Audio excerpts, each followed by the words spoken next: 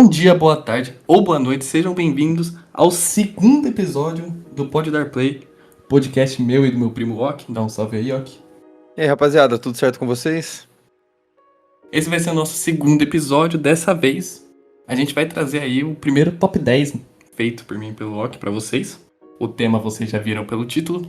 São top 10 jogos que nós dois consideramos bem subestimados. Não sei se são os mais subestimados, tem contextos específicos, enfim. Tá animado pra esse episódio, Ok? Tô bastante animado. A gente tentou trazer umas coisas diferentes aí pra vocês. É muito normal quando a gente vai fazer uma lista, a gente dá uma olhada pra ver se a gente não tá esquecendo de nenhum jogo, ver ali outros exemplos, ver outras listas, tal. E, cara, tem muita coisa que aparece igual, a gente tentou dar uma diversificada.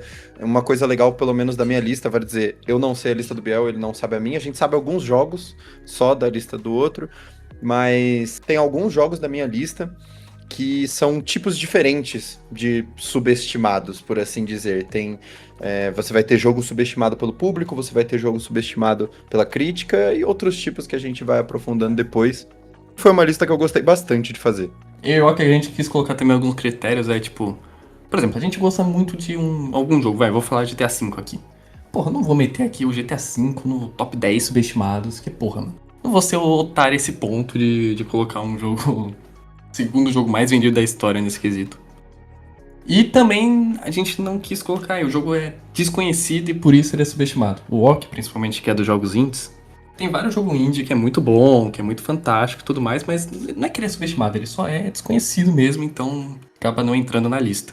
Justamente essa parte de trazer jogos indie é um ponto muito importante, porque jogos indie já são naturalmente com menos vendas, mais desconhecidos, e eu não vou trazer qualquer jogo indie que eu adoro, que eu acho muito bom, simplesmente porque o público, a grande massa, não abraça esse jogo. Eu vou colocar um indie que eu realmente acho que é subestimado dentre a comunidade indie, um jogo que eu acho que poderia ter tido mais reconhecimento, e foi isso. Um ponto importante da gente falar também é que não tá em ordem nem do menos subestimado para o mais subestimado, nem do pior jogo até o melhor jogo. Então, eu vou falar meu quinto jogo, depois o Biel vai falar o quinto jogo dele, aí eu falo meu quarto, e por assim vai andando até a gente acabar os nossos 5 jogos de cada um, formando um top 10. Chega de enrolação, por favor, Ok. Comece aí esse top 10, comece aí com o primeiro jogo da sua lista. Como eu falei antes, a gente tentou sair das escolhas um pouco mais manjadas, mas teve uma que eu tive que fazer, que é um jogo que eu cheguei a ver ele em algumas listas, e é um jogo que eu gosto muito. Eu queria trazer ele, é um jogo que o Biel jogou, da minha lista é o único jogo que o Biel jogou. É o único jogo também focado em multiplayer, e é o Titanfall 2. Que pra mim é um jogo que ele não foi exatamente subestimado, mas ele ficou muito menos conhecido do que ele deveria ter sido, principalmente por questão de data de lançamento, que foi um ponto que realmente acabou impactando o jogo. Foi um jogo que foi lançado entre COD e Battlefield, que são simplesmente os dois maiores jogos do gênero FPS, do qual o Titanfall 2 faz parte. E é um jogo que eu gosto muito, eu sei que você também gosta muito. E, cara, puta jogo legal. Vou aprofundar um pouco, mas queria saber primeiro o que você achou, que foi desenvolvido pela Respawn e lançado em 28 de outubro de 2016. Eu não acredito que faz 10 anos, eu tô me sentindo muito velho. Cara, quando você falou multiplayer, eu gelei, né? Esse jogo não tá na minha lista. Mas, pô, o Titanfall 2 era muito foda. O Titanfall 2, ele entra numa parte pra mim de jogos que eles eram extremamente satisfatórios, gostosos de se jogar. Eu jogava muito Titanfall 2, eu baixava ele o tempo todo, jogava. E, infelizmente pra mim ele pecava um pouco no competitivo dele, né? Mas que as partidas não eram muito tensas assim, de tipo, meu Deus, eu quero ganhar, eu quero ganhar. Mas ele era muito bom, eu adorava os mapas, eu adorava o gigantismo de tudo. Tinha os bots lá que você que o jogo soltava pra você farmar umas kills. Cara, é um bom jogo pra essa lista, acho. Não só o 2, acho que essa saga Titanfall tá meio subestimada. Não sei por que não lançam a porra do Titanfall 3, seria, mano, fenomenal. Mas, cara, acho que você acertou em cheio. Cara, então, a EA, diferente de mim, ela não acertou em cheio e ela odeia essa franquia depois deles terem errado essa data de lançamento e o jogo não ter vendido tão bem quanto poderia vender. A EA, essa empresa linda, que sempre trata as melhores franquias dela com muito carinho, ao invés de ficar focada em fazer jogos de esporte totalmente iguais todos os anos, né? E enfim, eu queria muito ouvir sua reação. E agora eu vou passar um pouquinho da sinopse do jogo, porque uma coisa importante do Titanfall 2 é que ele tem um modo história diferente do seu primeiro jogo. E é um modo história super legal. É uma campanha que acompanha o Jack Cooper, um soldado da milícia que, após a morte de seu comandante, acaba se tornando piloto de um titã chamado BT-7274. É aquela clássica jornada de meu amigo robô. É aquela jornada super interessante, da qual você vê um robô sendo mais humanizado e um humano se tornando parceiro do robô. E é uma campanha super interessante. É uma campanha que cada fase dela eles implementam uma coisa nova, eles vão mudando algumas coisas. Tem uma fase super criativa que todo mundo que já jogou lembra bem dessa fase que você alterna entre passado e futuro. Eu vi que os desenvolvedores se inspiraram em fazer a campanha um pouco em Half-Life, então tentando sempre colocar uma dinâmica nova, tentando fazer uma coisa diferente do FPS tradicionalzão. E foi uma campanha que foi muito reconhecida por muita gente, é uma campanha que muita gente gosta, principalmente ali quando eu vejo muito criador de conteúdo falando, é um jogo que não é tão subestimado entre esse público. A maioria dos criadores de conteúdo que eu acompanho sempre lembra desse jogo com bastante carinho, muito pela sua campanha e pelo seu multiplayer, que também tem diversos pontos positivos. É um shooter muito gostoso, ele tem uma excelente movimentação. O Titanfall, ele é um jogo que ele tem a mecânica de quando você começa uma partida entre jogadores dentro de um mapa, todos estão na sua forma humana, né, no caso, jogando como pilotos, e ao longo da partida você pode chamar o seu titã do céu. Quando o seu titã cai, você entra nele e você começa a pilotar aquele titã. E é super legal a maneira como o Titanfall 2 fez isso e aprimorou do primeiro, porque o primeiro jogo, ele era titã pequeno e rápido, médio, lento e tanque. Era basicamente esses três. E eu gosto do Titanfall 1, mas era muito mais contido nesse sentido. E o Titanfall 2 trouxe personalidade para os titãs, não só, como eu falei, dessa personalidade de campanha, mas essa personalidade de design, de diferenças, titãs com habilidades totalmente diferentes uma dos outros, titã com espada que era rápido, focado em um negócio meio ninja, titã tanque de fogo que dava esse dano por segundo. Então, tudo isso era muito legal. Um ponto que você falou dos mapas, eu acho que é uma das questões mais impressionantes desse jogo. Porque, cara, o quanto é difícil você fazer um mapa que ele seja balanceado para que o jogador, quando ele entrar no Titã, o mapa não seja aberto o suficiente para ele poder matar todos os pilotos do time adversário na maior facilidade do mundo, e nem fechado demais, porque aí não faz sentido você ter o Titã também, porque você não consegue matar ninguém, é só o pessoal ficar escondido. E todos os mapas do jogo conseguiam balancear isso de uma forma interessante. Eu acho que era algo sensacional. Era muito bom, eu ainda lembro de alguns. Essa dinâmica do robô, você chama o robô, você pode matar chamando que ele cai em cima do inimigo. Aí você pode. Tem arma contra titã, você pode subir em cima do titã e fazer meio que um rodeio. Tem vários poderzinhos também de invencibilidade, de uns ganchos. Mano, é muito divertido o Titanfall 2. Eu realmente. A única coisa que eu acho que falta pra saga Titanfall é eles conseguirem deixar o jogo minimamente mais competitivo. Tipo, realmente, porra, ganhar ou perder, tipo, tem uma importância a mais, você querer a mais aquilo. Porque ele é bem tático até. Os bots acho que acabam atrapalhando um pouco isso que tem no meio da partida, mas. Eu acho que os bots, eles acabam dando uma satisfação já de, tipo, matei uns botzinhos aqui, tô meio feliz, assim, tipo, você não fica tanto, caraca, eu tô tomando um pau, eu preciso melhorar nesse jogo e pra matar os caras. Sim, mas eu gosto muito da dinâmica também do Titanfall quando acaba a partida. Primeiro você tem, tipo, você foi derrotado, aí você tem que fugir, você tem que ir pra sua nave.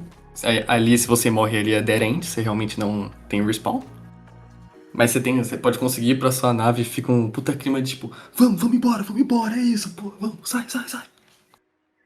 Maneiro. Não, isso quando você ganha, melhor ainda, porque você fica tipo, nenhum desses arrombados vai voltar pra casa e ver suas famílias hoje. Isso é muito bom. Eu realmente. Eu não joguei o modo história desse jogo, não zerei, eu não me Quê? importo muito com ele. Eu não zerei o modo história do Titanfall. Eu não sabia disso. Eu joguei totalmente online dele. É um modo história legal pra caralho, velho. Ah, mano. Que isso? Pô, Modo é história de tipo. FPS pra mim é tipo azeitona, mano. Eu só tiro fora. Que isso, cara? Não, mas, porra, as campanhas antigas dos COD você jogou e você gostava. Ah, sim, mas. É algo que passou, mano. Se eu quero jogar um jogo modo história, eu não jogo esses jogos, mas. Que isso, cara. Você não sabe o que tá perdendo. Você não sabe o que tá perdendo. Depois eu vou pedir pra rapaziada comentar aí até você ficar de saco cheio e Ah, zerar essa porra. outra coisa, se eu for o pessoal comentar, eu fui. Eu pensei, pô, Titanfall 2 tem pra PlayStation, porque o primeiro ele foi exclusivo de Xbox, né? Xbox PC. E o segundo tem, mas o segundo tem pro PS4. Tem. Dá pra você comprar e jogar essa campanha urgentemente. E é um jogo que me deu saudade fazendo essa lista. É um Pô, jogo você super legal. colocou agora, mano, se ele tivesse de graça na PS Plus, eu não sei, eu quero muito jogar ele agora. Perfeitamente. Mas eu acho que era basicamente isso que eu tinha pra falar do jogo. Eu separei aqui, eu só falei bem do jogo, eu separei os pontos negativos junto com o que fez ele se tornar um jogo subestimado e que não foi tão reconhecido, não chegou, foi a questão da data de lançamento. Aí fora isso, eu coloquei quantidade de mapas, eu tenho sentido isso em meio que todos os FPS recentes que tem repetido muito mapa. E não, eu sinto que não tem tanto quanto os CODs antigos, por exemplo, e já senti isso no Titanfall 2 também, tipo, eu consigo lembrar de cara, assim, de uns 4 mapas do Titanfall, e a campanha ser curta, a campanha ela é tão boa que ela poderia ser mais longa tranquilamente, ela foi uma campanha que eu lembro que eu matei em 2 dias, e dá pra matar em um dia só, mas era bem curtinha e Ah, muito acho que você legal. acertou em cheio aí nesse primeiro jogo da lista. E eu vou trazer agora o meu, que também é um multiplayer, que você jogou comigo, e eu tenho relação de amor e ódio com esse jogo, que é o Tom Clancy's Rainbow Six Siege. Caraca, Famoso R6, ele é da Ubisoft. Foi lançado em 3 de dezembro de 2015, ele teve umas alpha, umas betas que a gente jogou, testou o jogo. Bom, ele tem pra tudo, PC, Xbox One, Series, PS4, PS5. Enfim, por que eu queria trazer esse jogo? Eu sou um grande fã de esporte, de acompanhar, e eu comecei a acompanhar pelo R6. Porque eu gostava muito de jogar, aí o Zigueira era profissional no jogo, eu fui ver, comecei a acompanhar por aí. E o R6 ele é um jogo que pra mim, ele tem um potencial tático, competitivo, mano, que o CS tem, o Valorant tem, o Overwatch tem. Que honestamente pra mim, o COD, o Titanfall, por exemplo, não tem. Mas eu sinto que, pô, ele é um jogo que acabou sendo muito subestimado, porque, pô, ele é da Ubisoft. E a Ubisoft erra muito em várias coisas. Nessa época ainda ela não tava tão mal. Só que a manutenção desse jogo sofreu muitos problemas, que, tipo, o jogo ele foi mudando muito, mudou o mapa, adicionou muito operador, mudou o operador. E é difícil pra alguém que acabou deixando de jogar o jogo, porque é muito difícil alguém jogar o mesmo jogo por tanto tempo. Voltar agora, o R6 ele já tem uma camada de dificuldade de aprender sobre os mapas. Para vocês que não sabem, o R6 ele é um jogo 5 contra 5. E ele tem os operadores, os agentes, igual o Valorant, só que no R6 eles são mais diversos. Cada um é bem. Quer dizer, não mais, mas tipo, cada um era bem único. Um abria a parede, um tinha um drone de choque, um tinha uma carga especial para quebrar a parede reforçada, que a defesa reforçava. E você tinha alguns modos de jogo, você tinha modo refém, você tinha modo de biológico, parada assim.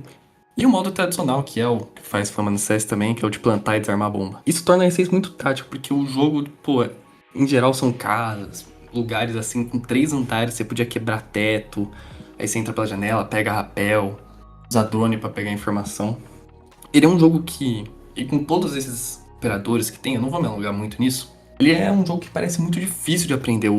A mecânica dele de trocar tiro não é tão simples de se pegar também, porque ela não é igual o CS Valorant, que você não tem mira, você tem mira, aí tem muita arma, que tem muito recoil diferente, e o R6 ele meio que assusta no início. Eu acho ele subestimado nesse núcleo, porque esse núcleo que gosta de acompanhar competitivo e tudo mais, meio que acabou largando o R6. Faz sentido, bem legal, cara. Eu já ia te perguntar por que que você acha subestimado, e eu acho que faz sentido isso. Realmente, quando você pega essa comunidade de esports, CS, Valorant, todos esses jogos assim, tem uma atenção muito maior do que o R6 de fato. E eu queria fazer um adendo que você não chegou a comentar. Eu não sei nem se você lembra disso, eu acho que eu lembro mais porque nessa época eu acompanhava mais anúncios e tal. Mas um dos pontos que afeta o R6 nesse sentido, da UB e tal, fazer cagada, é que ele levou um hate pelo downgrade gigantesco do trailer que ele levou. Porque nessa época, era uma época em que a UB trazia trailers de jogos de início da geração do PS4 e Xbox One, como se fossem jogos de PlayStation 6. Nem sei como é que são os jogos do PlayStation 6, mas eles provavelmente são parecidos com os trailers da Ubi que ela fazia naquela época. Porque o trailer da R6, cara, é insano. Você vê o refém parece uma pessoa de verdade, extremamente assustada, é, e, e se mexendo pra caramba, e poeira e iluminação pra todo lado, parecido com o que eles fizeram com o trailer do Watch Dogs. E e se eu não me engano, o jogo tomou um hatezinho por causa desse downgrade, porque não tem jeito, né? Você mostra um trailer e o jogo é bem inferior àquilo, é bem chato quando isso acontece. Cara, eu não sei dizer, eu não lembro muito do trailer. Eu lembro que o trailer vendia realmente uma parada que era bem mais realista de tanto dos agentes se movimentar, do jeito que eles estouravam as coisas, tanto que você pegava informação, você tinha um helicóptero pra ver como é que tava dentro, e tudo mais, parecia muito mais uma tensão muito maior. Mas assim, eu infelizmente o R6 era um jogo que tá preso nas mãos da Ubisoft, né? Porque pô, querendo ou não, a Riot e a Valve, que é as desenvolvedoras do Valorant e do CS, pô, são muito mais capacitadas pra manter, pra gerir melhor um jogo como esse. Porque o R6 ele tem muitos acertos, só que eu sei que ele tem muitos erros e que é difícil não afastar.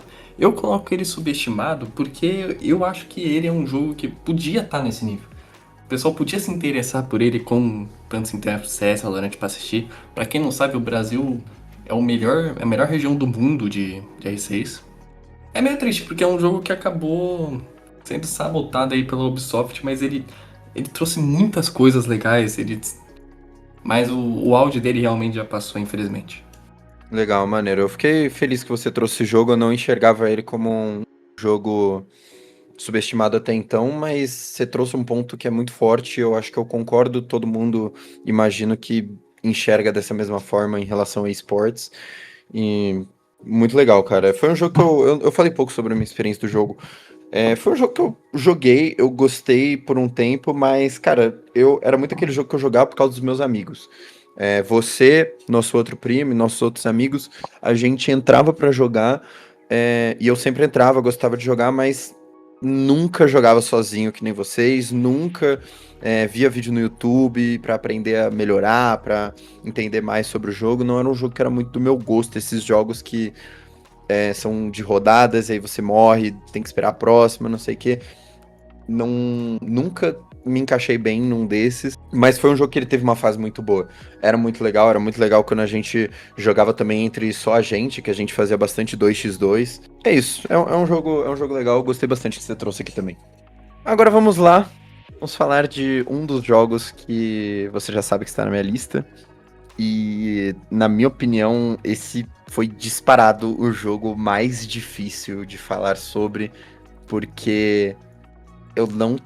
Foi muito difícil de ter certeza. Será que esse jogo é realmente subestimado ou não? No final, eu tirei a conclusão que não. É um jogo subestimado e é um jogo que eu adoro.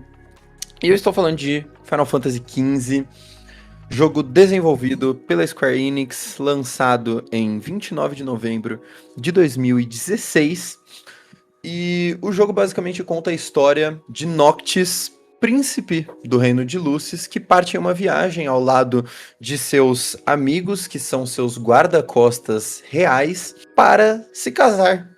Simplesmente se casar ali com a princesa de outro reino, na tentativa de trazer paz entre nações e de pegar o cristal, cristal mágico que, né, tá no Anel de Luz e tal, que é algo que ajuda a enfrentar as forças das trevas que habitam nesse mundo e também enfrentar o Império, que é inclusive um império semelhante ali a um império Star Wars, assim, que foi conquistando alguns reinos. Essa princesa é de um dos reinos que tá sobre o controle desse império. E é um império super malvadão que eles têm que enfrentar.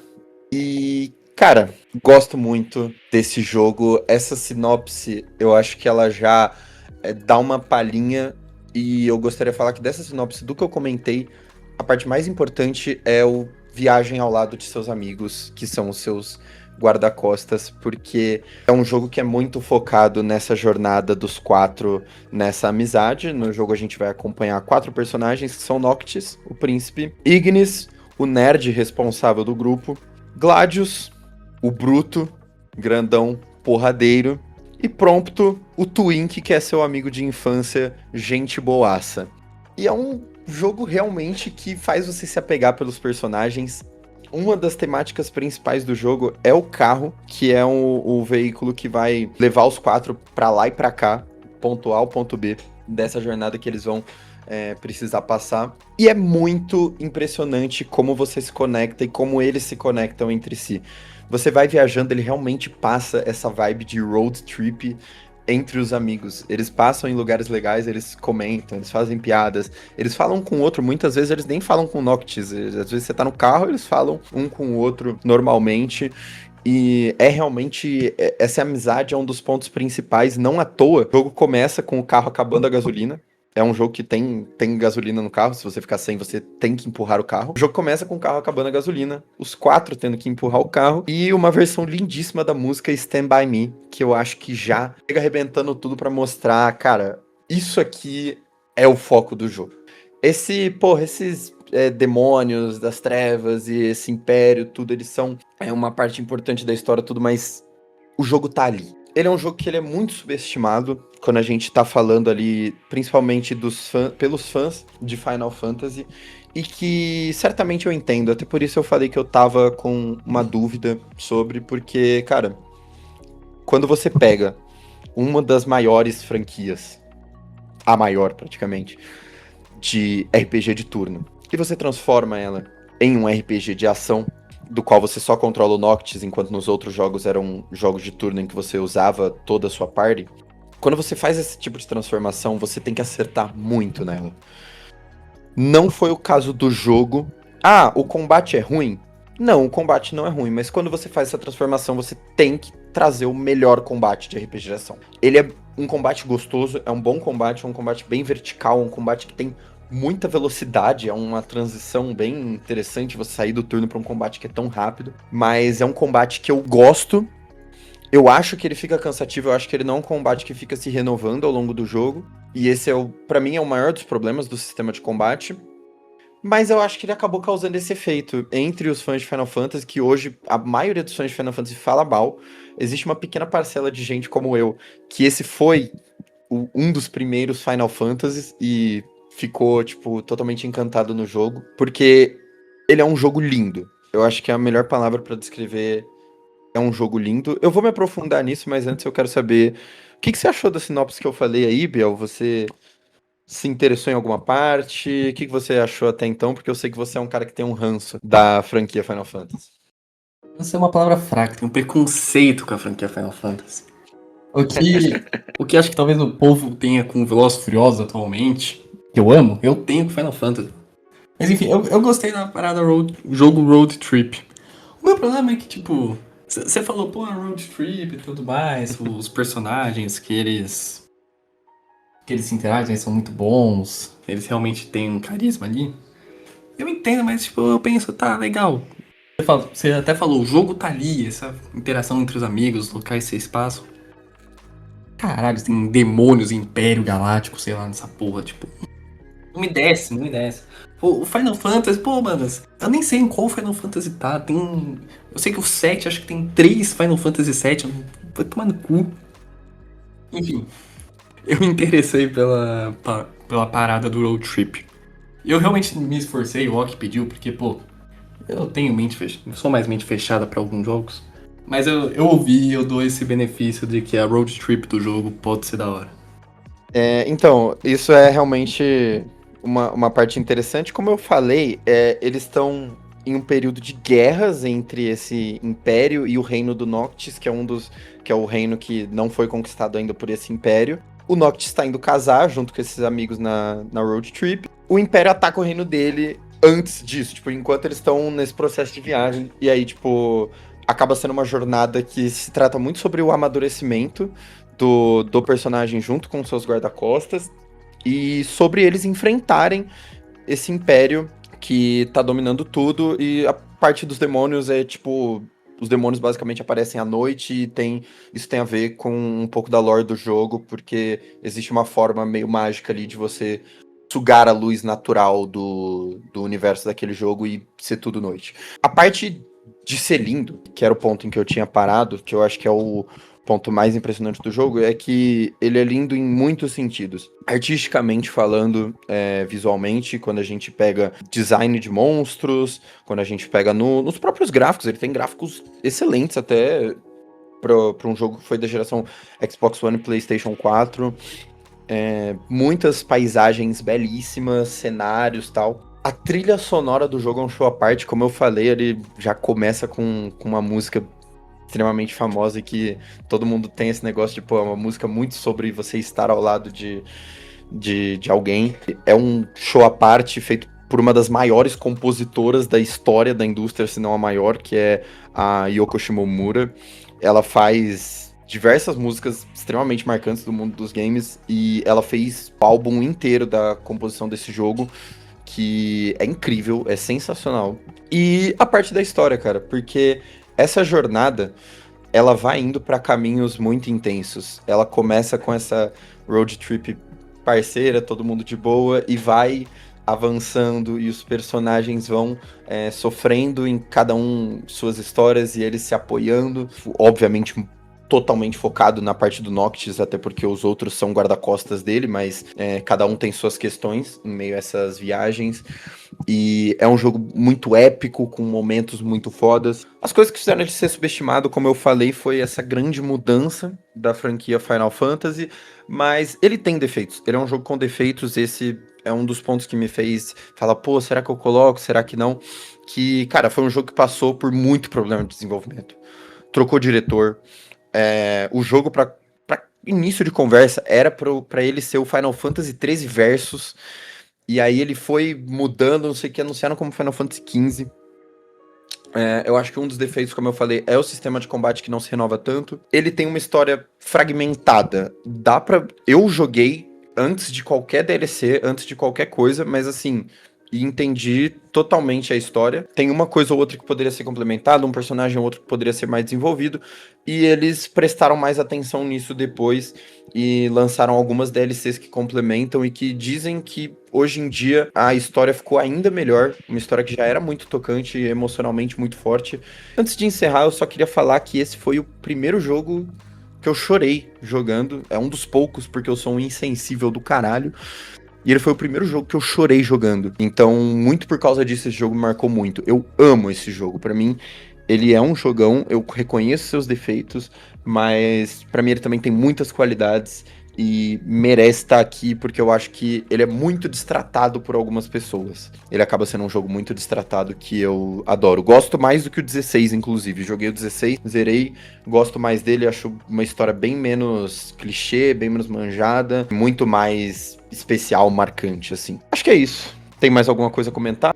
Eu queria perguntar se nesse grande bolo de Final Fantasy que tem, inclusive depois do 15, se a aceitação assim ficou melhor. Que você falou bastante essa tecla que ele mudou de RPG de turno e tudo mais, se agora o Final Fantasy já tá mais habituado a não ser um jogo de turno. Cara, eu acho que ele tá. O 16, inclusive, ele melhorou o sistema de combate. Eu acho que esse é um dos pontos que eu acho que o 16 é melhor do que o 15, sim. O 16 ele colocou uns mais poderes e poderes diferentes que você consegue usar, então dá um pouco essa impressão de, porra, tenho mais variedade e tal. Acho que ele foi mais bem recebido e eles também voltaram atrás em algumas coisas, porque o 15 ele é muito ousado em alguns pontos. Final Fantasy, no geral, é uma franquia que foca naquela magia meio medieval, nesse tema assim. Sempre tem um pouquinho de. Sempre não, né? Porque são uma porrada de jogos, não dá pra falar que sempre. Mas ele tem um quê meio tecnológico em muitos jogos, como é o caso do 7, que ele é bem famoso também por essa estética meio tecnológica zona, assim, com algumas coisas. E o 15 ele também foi para esse caminho da tecnologia um pouco mais, então, tipo, o Império que eu falei, ele tem umas naves, ele tem uns robôs gigantes, tal, que também foi algo que não foi tão bem abraçado. O 16 ele já tentou ir para um caminho mais manjado, bem medievalzão, mais clássico, tal, que acabou levando ele para esse sentido, mas sobre ser ação, eu acho que foi aceito, mas eu acho que o pessoal ainda ia se amarrar. Eu acho que a coisa que mais fez o jogo, o RPG de ação ser aceito é o Final Fantasy VII Remake. Você falou que tem 3 Final Fantasy VII? Não é que tem 3.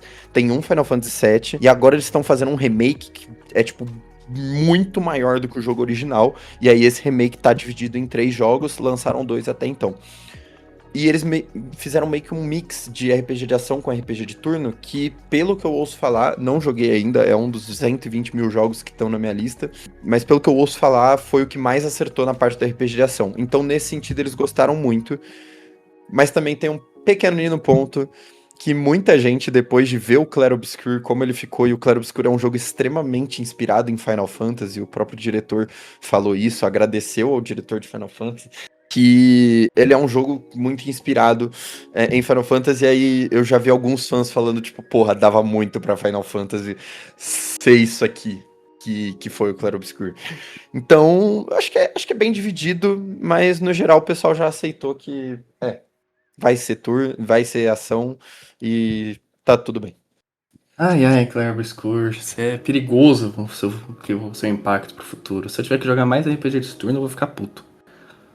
Bom, vou seguir agora com o meu, mas eu vou pra uma direção oposta. Jogo do Nintendo Wii, Mario Super Sluggers, um jogo de beisebol do Mario, lançado em junho de 2008. Ele foi feito pela Namco Bandai Games, e é da Nintendo, né, exclusivo do Wii. Não sei se ele teve pro Wii, enfim. Eu não sei se eu tava jogando esse jogo, porque eu tinha ele em casa e eu jogava muito esse jogo. Esse jogo era muito bom, eu tava vendo por fóruns, assim, tudo, o pessoal falando, pô, mano, a Nintendo não sabe mais fazer jogos de esportes do Mario como fez com esse. Ele tem um antecessor espiritual, que é o Mario Baseball, acho que do GameCube. Mas esse jogo aqui, cara, ele é muito legal. Ele é um jogo que tem um modo história, ele é um jogo de esporte que tem um modo história. Porque a Peach convida todo mundo pra ilha, pra jogar beisebol, aniversário dela, sei lá. Aí tem uma ilha cheia de estádios. Aí o Bowser e o Bowser Jr. invadem a festa. Eles chegam meio que com um barco, trazendo o estádio deles. Invadem a ilha e falam, nós vamos jogar também. E esse jogo é muito legal, ele tem... Não chamo de mundo aberto, mas tipo, você podia dar uma andadinha pelo mundo pra explorar, pra achar personagem. Ele é muito elogiado porque ele tem diversos personagens da saga Mario. O Donkey Kong, ele tem vários, as plantas, tudo, porque beisebol... Você jogava com uma equipe de 9 jogadores, né? E, pô, você tem que ter uma variedade ali. Você podia achar alguns pelo mapa. Eu lembro do Baby Luigi. É meio que um easter eggzinho achar eles. Esse jogo, ele é muito legal. Tipo, eu sei que beisebol... O fato de ser beisebol, ele já acaba nerfando um pouco o jogo, porque... Acho que fora Estados Unidos e Japão, ninguém se importa muito com o beisebol. Mas, cara, é muito divertido. Principalmente pelo Wiki, pô. Esse é um ponto que eu tenho pra trazer. O Wii popularizou o esportes, o Mario Sonic Olimpíadas, que você jogava com bastante extremamente interativo. Eu acho que esses jogos deram uma ofuscada nesse jogo. Mas nesse jogo funciona muito bem a parada de você ter um taco de beisebol, de você pegar a bola e arremessar. Esse é um jogo também que ele tem muita diversidade de gameplay. Porque, como eu falei, tem arenas diferentes, que tem negócios pra te atrapalhar, você ganha poderes que você pode atrapalhar o seu adversário. Os personagens em si, eles têm química, eles têm... Tem alguns personagens que têm química, que tem especiais um com o outro. Tipo Mario e Luigi, o Yoshi Birdo. Você tem que posicionar eles pra estar perto, pra eles passarem mais rápido, pra se a bola fazer um home run, que é como você faz ponta, a bola ir pra fora do estádio, os dois meio que fazerem um pezinho pra dar um pular, se pegar ou impedir o seu home run. Aí tem algumas habilidades específicas que cada boneco tem. De verdade, esse jogo é muito legal. É uma crítica que eu vejo o pessoal falando que não tem mais jogos de esportes como esse da Nintendo, que eles não têm mais essa criatividade, pô, ter um modo história, de ter tanto personagem, tipo, saga Donkey Kong tem todos, aquele Donkey Kong praiano lá, ele não usa um taco de beisebol pra bater na bola, ele usa uma prancha de surf. O Donkey Kong, ele usa o punho dele como um bastão de beisebol. E, tipo, isso é muito legal esse jogo. Eu jogava ele muito com meu irmão. Eu, tipo, essa parte de ser subestimada, eu acho que ele ficou meio esquecido aí nesse limbo de Wii Sports e Mario e Sonic, que são muito mais populares, tem mais esportes, tudo. Mas ele também, pô, ele tem 69 no Metacritic. Vai tomar no cu, porra. Como é que esse jogo tem 69, velho? Esse jogo ele é perfeito, velho. Eu não sei uma crítica, eu não tem uma crítica pra fazer esse jogo. Sei lá, a crítica é o jogo ser beisebol. Cara, muito maneiro. Eu tenho que admitir, não conheci esse jogo. Quando você falou, eu tive que aproveitar a oportunidade pra te zoar. Você fala que eu gosto de inventar jogo. Eu falei, mano, que porra é essa? Agora eu tô vendo a gameplay aqui dele e tô achando bem interessante. Gostei bastante de tudo que você falou. Eu até ia comentar disso que você falou, de que eles não usam sempre tacos de beisebol, que o Bowser, quer dizer, que o Donkey Kong usa a mão dele com uma luva de boxe ali. Achei interessante. Parece ser um jogo super legal, cara. Realmente, eu vou olhando aqui e eu tô vendo alguns especiais, algumas peripécias ali com os personagens. Acabei de ver o Wario, que o especial dele, ele dobrava as bolas, ficava parecendo que tinha duas bolas de beisebol vindo pra quem ia rebater. E achei muito legal, cara. Realmente parece um jogo interessante de esporte. E se eu fosse falar, cara, eu concordo com isso que você comentou. Acho que provavelmente foi esse grande ápice de muitos jogos de esporte saindo para Wii, e esse aí era um jogo de um esporte que Japão e Estados Unidos se importa.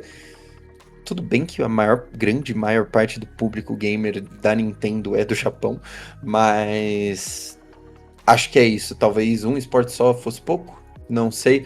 Não sei se você achou alguma coisa em alguma pesquisa que explica essa nota, essas coisas, mas fiquei interessado no jogo, cara. Jogaria se agora é uma franquia do Mario de Super Sluggers que eu não conhecia. Achei bem maneiro. Cara, é muito. Ele tem vários minigames, ele tem várias. E esse lance dos poderes é muito legal. Eu lembro que o Yoshi, quando você batia na bola, o Yoshi transformava a bola dele num ovo Yoshi e ela meio que quicava, tipo, meio imprevisível, tá ligado? Não era tão fácil de pegar. Então tinha tudo, se tornava muito desafiador, muito competitivo o jogo. Ele não era um casualzinho, tipo Wii Sports Baseball, que você, beleza. Não, tipo, você tinha que ter uma estratégia, você tinha que posicionar seu time e escolher, tá, eu vou colocar esses dois aqui pra pegar esses dois combinados, tipo... Pô, mano, era difícil, e ganhar do Rafa nesse jogo era difícil. O Rafa é meu irmão. De verdade, ele realmente é... Ele é muito bom. Eu não tenho muito uma opinião geral dele. Eu aproveitei bastante a nota do Metacritic, e... Por ser um jogo de beisebol, esqueci do Mario pra colocar ele aqui como subestimado. Mas enfim, eu queria muito que o Switch voltasse a ter esses jogos de esportes do Mario, enfim. Que eles são muito divertidos. Que usasse mais o movimento, né, do controle. Isso realmente eu achei que teria mais no Switch desde quando foi anunciado o primeiro, e achei que pudesse voltar nisso no 2, mas não tem tanto. No geral, quando você vai jogar o Switch, eu joguei bastante, adoro meu Switch. É mais tipo chacoalhar o Switch.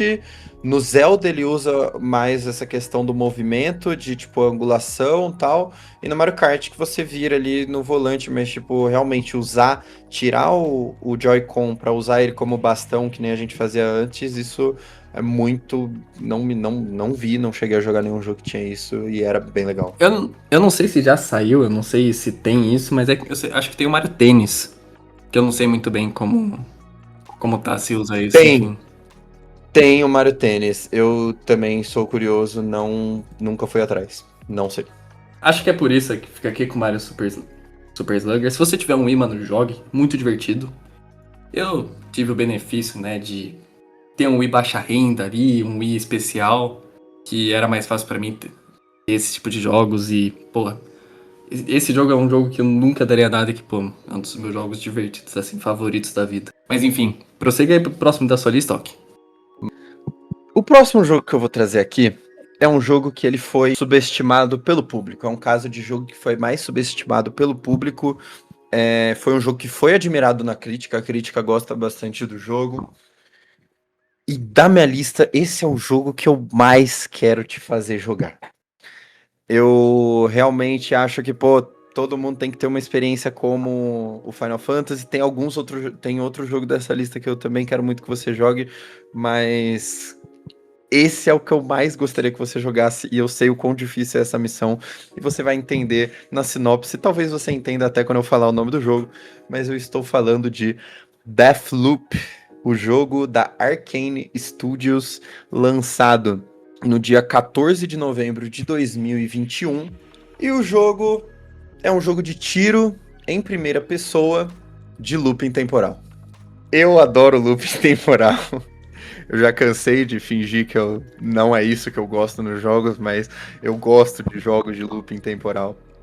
Sei que você não gosta, mas esse jogo eu acho que ele tem uma chance maior de você gostar. E para os nossos ouvintes, ele é um dos jogos mais simples, eu acho, desses que eu gosto de looping temporal. Acho que ele não é um jogo tão difícil. E justamente por isso eu fico indignado por ele ser subestimado pelo público, porque para mim esse é um jogo que foi muito mais feito para o público geral do que para gente que gosta muito de looping temporal e tal. Enfim, vamos à sinopse. Coach acorda preso na ilha de Black Reef, sem memória, vai recuperando sua memória muito aos poucos ali, mais ou menos, mas sabendo de uma coisa, que ele está em um loop temporal. Ele descobre isso, né? Quando você está num loop, você sempre tem esse momento você morre e você acorda no mesmo dia que você morreu. Ele quer quebrar esse ciclo e precisa entender o que acontece naquela ilha para quebrar esse ciclo. E agora eu recomendo para você, ouvinte, se você já se interessou só nessa parte, eu recomendo que você já vá e jogue. É um jogo que, quanto menos você sabe, melhor. Na minha opinião, eu não sabia de nada quando fui jogar e foi super interessante. Sobre o Deathloop, eu já vi um pouco de gameplay. Eu não fazia ideia que ele era de loop temporal, mas é óbvio. Mano, o Walker é um desgraçado, velho, com essa porra. E que ele fingia que não. É que esse jogo eu gosto desse jogo. Eu falei, não, Walker, você gosta de loop temporal. Você gosta de, mano, gênero. Não sei se é um gênero loop temporal. Acho que é uma temática. É, tem uma temática. Enfim. O que eu vi de gameplay, eu acho que é bem gostosinho, cara. Mas, enfim, eu realmente não me pega esse lance de looping temporal. Tipo, o bagulho vai me irritando, ele vai me cansando. É difícil insistir. É igual o meu problema com roguelike. Tipo, porra, nem todo roguelike é um loop temporal no fim das contas, mas tipo, é bem parecido. Tipo, pô, mano. E todo jogo de looping temporal é um pouco roguelike. Esse é um caso de um jogo também que ele é... Tipo, eu já vi gente falando que ele não é roguelike, eu já vi gente falando que ele é. Eu acho que ele é, mas pode falar. Enfim, essa parada de você ter que fazer run, na sua run você tem que descobrir alguma coisa específica, só que aí, se você não descobre, você só fica fazendo runs inúteis, o jogo vai se prolongando assim, me irrita, eu vou cansando, eu vou perdendo a parada. Eu dropei o Returnal, eu tava jogando Returnal, eu dropei esse jogo, eu também não aguentar mais, é um roguelike, tem seu loop temporal, enfim. Mas me cansa esse tipo de jogo. Eu entendo seu ponto. Eu sei que já jogou 3. O 12 Minutes eu entendo que você ficou puto. O Returnal eu nunca joguei, não sei, não fui eu que te recomendei. O Hades eu simplesmente não sei que tipo de ser humano consegue jogar Hades e não gostar, mas tudo bem, isso aí é realmente só um defeito seu como pessoa. Mas esse jogo, justamente por ele ser um FPS, e ele é um jogo um pouco mais simplificado, eu acho que você poderia gostar. Agora, enfim, eu vou dar a minha aprofundadinha aqui. Para quebrar o ciclo, o coach descobre que ele precisa matar 8 figuras chaves. Tem 8 pessoas que mantêm, de uma maneira meio sobrenatural, aquele looping temporal ativo, e ele precisa matar todas no mesmo dia. E aí, como que funcionam as runs do jogo? O jogo ele tem basicamente 4 mapas dentro dessa ilha de Black Reef, que o coach consegue acessar por um caminho meio subterrâneo ali que ele tem acesso, então ele consegue ir rápido de um para outro.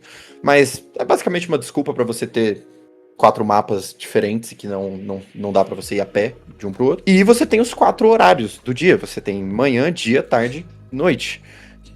E você basicamente tem que ir investigando. Essa parte da investigação é uma parte que ela é muito simples. É um dos jogos em que você tem texto pra ler e tal que vai influenciar? Tem, mas é tipo texto de 3 linhas. Eu acho que ele é um jogo que faz isso super bem, assim, de ser simplificado, de ser gostosinho de jogar. E você tem que descobrir, basicamente, aonde vão estar todas essas 8 figuras, essas 8 pessoas, em cada momento do dia. Puta, cara, o que falar desse jogo? Ele é um jogo com muitos pontos positivos. Os principais, eu acho que a história é uma história muito interessante. Eu não vou falar que, nossa, é uma puta história, uma história emocionante, uma história. Eu acho que ele é realmente uma história que é interessante. Você fica interessado, você quer entender o mistério, você quer entender o que tá provocando loop, você quer terminar com ele, você quer ir conhecendo mais sobre os segredos dos personagens. Direção de arte. Isso eu acho que é um negócio que eu vou falar de todos os jogos. Mas é um jogo lindo, é um jogo muito bonito. Ele, tipo, ele tem é um estilo artístico que ele é realista, mas ele puxa para um cartunesco, tipo um BioShock, você que jogou, acho que você consegue captar. Ele tem esse realismo cartunesco. O principal ponto dele é o level design. Esses 4 mapas que eu comentei, eles são mapas contidos, mas são mapas muito densos, que tem, tipo, 3 lugares diferentes com vários inimigos para você enfrentar, e os mapas eles vão mudando, tipo, na parte do dia, por exemplo, de um mapa, os inimigos vão estar no meio de uma praça na cidade. E aí, na parte da noite, eles vão estar numa festa dentro de uma torre que fica nessa cidade e vai ter pouquíssimos inimigos, guardas ali na praça. Isso dá uma variedade de gameplay. E esse level design ele é tão foda, porque é a especialidade da Arcane. Eles são um dos melhores em fazer essas coisas, porque você consegue basicamente acessar, que nem eu falei, tem essa torre, você consegue acessar essa torre por muitos lugares diferentes. Você vai ter uma passagem subterrânea, você vai ter a porta da frente, você vai ter uma janela, você vai ter uma clarabóia, você vai ter muitos acessos diferentes e que calham com os poderes que o personagem vai obtendo. Como vocês já entenderam que é uma história sobrenatural, o seu personagem ele também vai obtendo poderes, então ele vai ter uma experiência que me marcou, por exemplo. Tem um poder de teleporte que ele é uma delícia. Ele é uma delícia. Você aponta pra um lugar, você teleporta pra esse lugar. Isso em jogo é uma delícia. Tem lugares que você só consegue acessar usando esse poder. Tem entradas, no caso, porque lugares você consegue de qualquer forma, qualquer lugar você consegue acessar, mas tem entradas específicas que você só consegue acessar usando esse poder. E o jogo funciona perfeitamente. Os inimigos continuam bem posicionados, você não quebra o jogo, tipo, você não chega direto muito fácil no seu alvo, você nunca tem esses problemas assim. Ele é muito bem planejado no geral. E ele tem essa gameplay que varia bastante entre um stealth delicioso, um stealth bem admirado, no geral, os stealths que a Arcane fazem, esse combate melee com o facão, e a parte de shooter, que é gostosa, mas pra mim é um dos poucos pontos em que o jogo não se destaca tanto. Ele é um bom shooter, mas, tipo, ele não é, porra, que nem a gente tava falando do Titanfall, que é delicioso de você atirar tal, ele não é um shooter tão bom assim, nesse sentido. Puta jogo legal. E antes de eu ir para os pontos negativos e o que fez ele ser subestimado, o que você achou, Biel, aí da minha propaganda, já que é o jogo que eu mais quero que você jogue? Pô, mano, você quer que eu jogue um roguelike, loop temporal? É foda, velho. Tipo. Mas enfim. Mas é o que vai fazer você gostar desse gênero, cara. Eu coloquei a gameplay aqui de fundo. Cara, eu achei muito prazeroso jogar com a 12. Você falou stealth, eu tô vendo uma gameplay de fundo de um cara trocando tiro há 10 minutos aqui. Então, tipo, eu não fazia ideia que eu jogaria stealth. Que o cara, ele tá, mano, puxando o mapa Tem inteiro. os dois, você pode fazer do jeito que você quiser, cara. É bem Eu achei. livre. Você tinha falado do Bioshock, sim, ele é um jogo cartunesco. É um jogo cartunesco, bem pouco realista, na minha opinião, igual o Bioshock. E ele parece bem prazeroso. Eu realmente tenho esse problema com os roguelike, que tipo, com os loop temporal, que. Você tava falando da história, da narrativa, Returnal era a mesma coisa. Ai, é uma história boa? Não, você fica interessado, sim. Você quer saber o looping, o que? Os personagens e tudo mais? Você quer, mas ao mesmo tempo isso vai te prender? E o Returnal não me prendeu, porque esse tipo de gameplay ele me frustra, ele me irrita bastante. O Deathloop parece ser mais gostosinho mesmo, vendo aqui a gameplay. Esse jogo, ele tem pra PS5? Ele não era exclusivo da Xbox One? Não tem. Xbox One, é Series. Ele tem um ponto muito engraçado nesse sentido. Ele tem para PlayStation 5. Ele, quando ele lançou, a Microsoft já tinha comprado a Bethesda, que é a dona do estúdio Arcane. Só que a Arcane já tinha feito um acordo de exclusividade temporária com a PlayStation. Então, o estúdio era da Microsoft e o jogo lançou um ano antes pra PlayStation. Então, Não sobra sim, respondendo nada sua pros pergunta. betinhas da Xbox. Então, respondendo sua pergunta, sim, ele tem para PlayStation. Um dia, quando ele provavelmente fica barato, tipo, sei lá, deve ficar mais barato em promoções. Eu provavelmente vou querer jogar ele de novo, porque fazendo essa lista eu me empolguei muito com ele. E quando eu for puxar, eu vou mandar você jogar, porque eu acho que realmente ele tem esse ponto.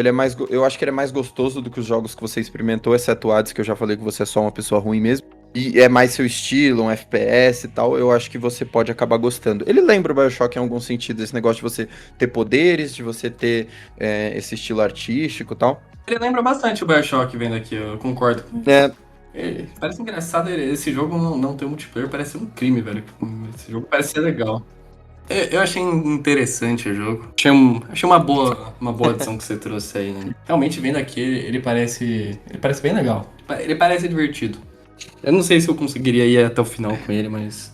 vou fazer você jogar, relaxa. Quando ele sair numa boa promoção, eu pego porque eu quero jogar de novo. E aí, pelo menos umas 3 horinhas, eu quero ver você jogando. Bom, mas enfim, agora eu vou trazer um jogo que eu quero que você jogue, que você ainda não jogou. Que eu gostei muito. Guardiões da Galáxia da Marvel. É um jogo da Square Enix, lançado em 26 de outubro de 2021. Acho que ele tem pra tudo, PS5, PS4, Xbox One, Series, PC, Switch. E, bom, esse... Eu acho que ele é mais um clássico. Jogo subestimado trazer esse, porque ele realmente meio que ficou muito apagado. Acho que esses jogos de heróis, de equipes, principalmente depois do fracasso que foi aquele Marvel Avengers. Foi claramente o que afetou esse jogo. Foi o Avengers ter O saído Marvel uma Avengers é merda. uma merda. Tem o Gotham Knights, mas acho que isso foi depois, enfim. Mas o Guardiões da Galáxia da Marvel, cara, ele é um puta de um jogaço. Ele é um jogo com uma narrativa, cara, de verdade, muito foda. A história desse jogo é muito boa. É melhor do que as do MCU e diferente. As personalidades dos Guardiões, a história em si, ela é bem diferente. Não é a mesma pegada que o James Gunn fez. É uma parada... Não sei se é igual aos quadrinhos, eu não li os quadrinhos dos Guardiões. Mas as personalidades têm suas diferenças. E são muito bons. Todos os personagens são muito bons. A gameplay, ela é divertida, variada, caótica. Você controla só o Peter Quill. Você tem as pistolas dele que você usa, você vai ganhando mais poderes. Mas você vai comandando a sua equipe, tipo... Eles estão lutando, aí você fala, Gamora, usa esse golpe. Drax, usa tal coisa. E cada um é diferente, tipo... O Groot, o Rocket, eles têm mais golpes pra você acertar múltiplos alvos. A Gamora e o Drax são mais porradeiros, é mais focado em um específico. Também a Gamora é mais ágil, ela chega em lugares mais longe. O Drax ele pega coisas pesadas e taca. Isso serve tanto nos combates, tanto pra seguir o caminho do jogo. O jogo é totalmente linear, ele deve ter umas áreas semi-abertas assim, mas o jogo é linear. Ele tem um sistema de progressão ótimo, porque você tem esse lance que você manda a personagem fazer tal golpe, você vai ganhando esses golpes. Você vai ganhando XP, aí você ganha ponto, aí você escolhe pra qual personagem eu quero liberar um golpe agora. É pra esse, é pra esse. Eu acho que no fim é impossível você não liberar todos os golpes pra todo mundo. Ele é bem legal essa variação de gameplay que você tem. É muito caótico, você tem muito inimigo, aí, porra, você tá enfrentando, aí você quer que o Drax faça, aí o jogo quer que se foda. Putz, o Drax tá do outro lado do planeta batalhando, foda-se, ele vai se teletransportar e fazer o que você quer. E é bem legal, tipo, é bugado, foda-se, é legal, tem que funcionar assim mesmo. Então a curva de desenvolvimento é legal, a dificuldade também vai ficando mais difícil, os boss, tudo, os combates, eles vão ficando mais difíceis, você vai ganhando os bagulhos e você tem que usar esses poderes, ele não é qualquer coisa.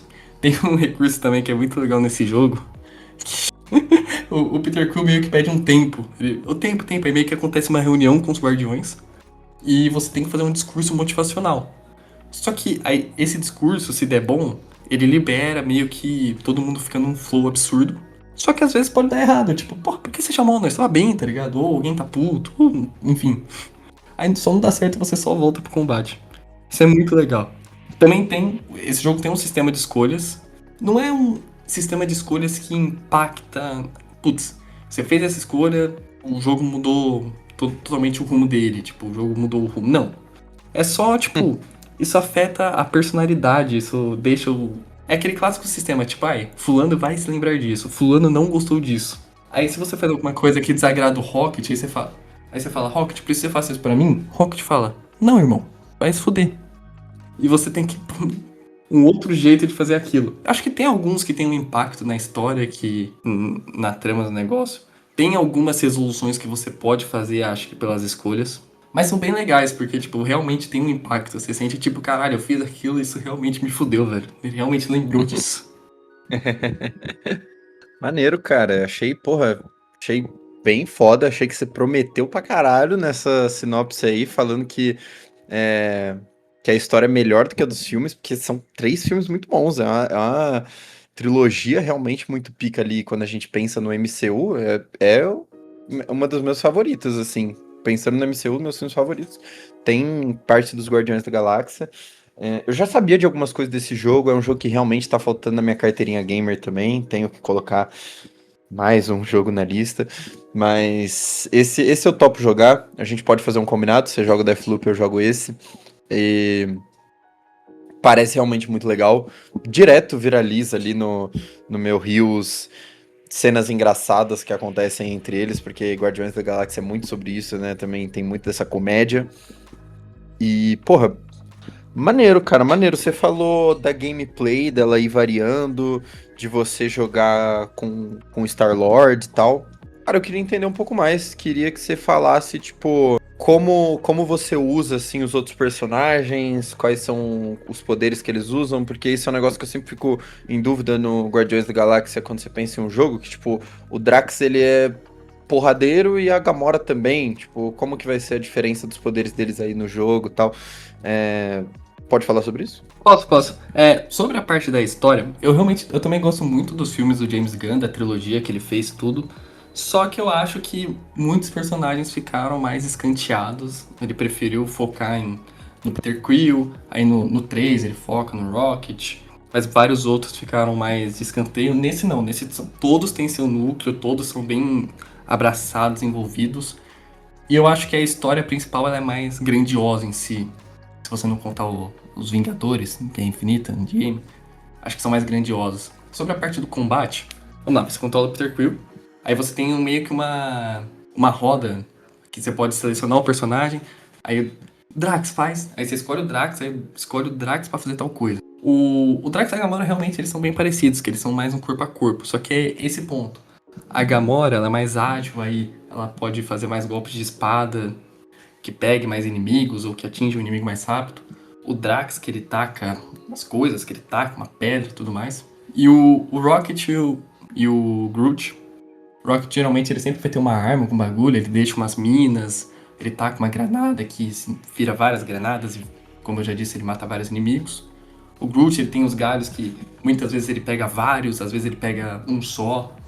Porque o Groot ele tinha mais poderes, que eu não tô lembrando agora. Acho que o Groot cura também, uma parada assim, não tenho certeza. Essa parada gameplay é bem legal. Você também tem alguns trechos que você controla a nave deles, eu esqueci o nome da nave, que é bem legal também o sistema de combate com a nave. E também tem muitos outros personagens, acho que não do MCU, mas acho que desse núcleo dos Guardiões, tem Amantes, tem aquele cachorro Cosmo. Ele também aborda bastante o passado do Peter Quill. Justíssimo. Maneiro. Vamos agora para meu segundo, no caso, meu penúltimo jogo da lista que a gente tá trazendo aqui. Outro jogo que você sabe que eu vou trazer, um jogo que eu amo de paixão, para mim, o melhor jogo da minha lista, disparado. Estamos falando do jogo indie Tunic, jogo desenvolvido pelo estúdio Find, lançado em 2022, de ação e aventura, muito com uma câmera isométrica, muito inspirado ali nos Zeldas mais antigos, né? O jogo não esconde isso nem um pouco. A capa do jogo é a raposinha, você controla essa raposinha fofinha, com o escudo das mesmas cores do Zelda e uma espada na mão, e a roupa dele é verde, é uma referência clara, uma inspiração, né? E, nossa, o que falar da sinopse desse jogo, porque essa é a parte mais difícil.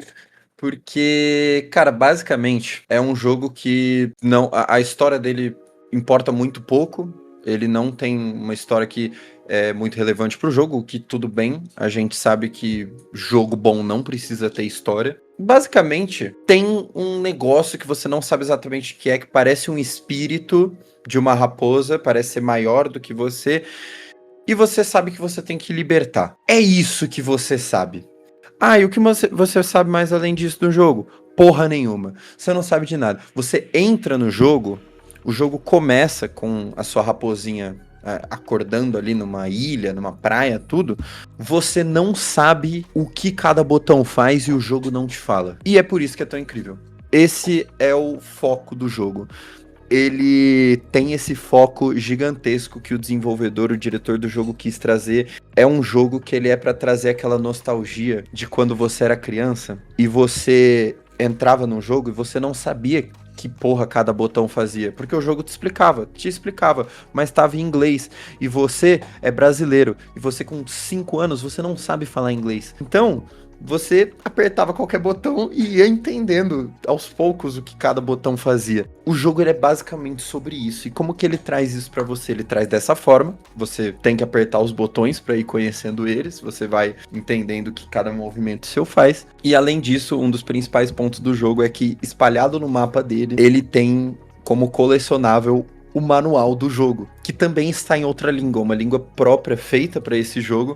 O diretor falou que ele se inspirou muito nos manuais que tinha no Zelda, que vinham em japonês, e ele não entendia porra nenhuma pelo mesmo motivo que eu acabei de explicar. E você tinha que se guiar pelas imagens, você tinha que tentar entender o que está sendo falado ali para você do manual pelas imagens. E é exatamente isso que você faz com Tunic. Olha que legal. Então quando você sai e você vai pegando as primeiras páginas do manual, você vai olhando, tem uma língua que você não entende, você não sabe o que que é aquilo, mas o jogo ele vai passando, porque é aquele tipo de manual que não é tipo, tal botão faz tal coisa, é aquele tipo de manual que vai dando dicas, era bem comum isso na nossa época quando a gente era criança, esses manuais com dicas e tal. Você vai recolhendo as páginas desse manual e você vai descobrindo o que cada coisa faz, vai ter descoberta que você já sabia, que você foi testando como jogador e você conseguiu fazer, porque tudo que dá pra fazer a maioria das coisas que dá pra fazer no jogo você consegue fazer desde o começo, mas você precisa aprender. Você vai aprendendo, você vai entendendo o que você tem que fazer e é prazeroso de qualquer forma, porque quando você consegue fazer antes de achar a página do manual que te ensina, você fica, eu sou um gênio, eu sou muito foda, eu saquei isso aqui. E quando aparece uma página do manual que você não conhece e que mostra uma coisa nova que você pode fazer e que você sempre pôde e você não sabia, você fica tipo, caralho, então é pra isso que serve aquelas porra que eu encontrava no meio do mapa, que foda. Então é um jogo que é basicamente baseado nisso. Então, é um jogo que vai ter puzzle, é um jogo que vai ter combate, porque como eu falei, ele é inspirado ainda em um Zelda, em sua gameplay, então você tem que encontrar no mapa armas, coisas pra você usar pra enfrentar os inimigos. É um combate, inclusive, que vale dizer, não é simples, muita gente se surpreendeu com o combate desse jogo, tem gente que chama ele de Souls-like, inclusive, o que eu acho que não é pra tanto, mas tem gente que usa esse termo pra falar que ele é um Souls, que é um jogo focado em ser punitivo, e com boss muito difíceis. Ele tem alguns boss que são realmente muito difíceis, você vai morrer e vai fazer de novo, mas tem esse combate que é bem completo, é bem simples, inclusive, mas bem completo, e também tem coisas que você vai aprendendo do combate no manual. Eu acho que um spoilerzinho que eu posso dar, um fato que é um spoiler que todo mundo quando vai fazer análise fala, um exemplo de uma das coisas que você descobre. No jogo você pode dar um dash, você descobre isso logo no começo, e você também já vê que você tem uma barrinha de estamina. Quando você dá o dash, você perde um pouquinho dessa barrinha de estamina. Só que quando ela acaba, você continua podendo usar o dash. E aí, uma das primeiras páginas do manual que você encontra, pelas imagens você consegue entender que o dash, quando você tem a barrinha, ele solta uma fumacinha. Durante essa fumacinha, você não toma dano. Você consegue entender isso só através das imagens.